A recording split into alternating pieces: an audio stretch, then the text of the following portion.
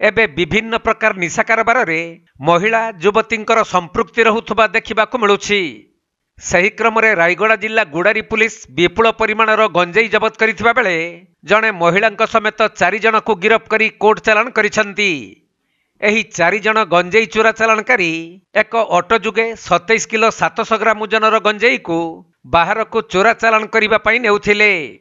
हेले कौनसी सूत्ररू गुड़ारी पुलिस खबर पाई बीचीकुट निकटरे चढ़ाऊ करी ऑटो सहित 27 किलो 700 ग्राम ओजनर गंजेई 3टी मोबाइल फोन एवं नगद 3650 टंका को जबत करी जणे महिलांक समेत 4 जन चोरा गंजेई चालानकारी को गिरफ करथिले। परे ए संपर्क रे गुड़ारी थाना रे एक मामला रुजु करा जाई 4 अभियुक्तों को कोर्ट चालान करा जाईछि।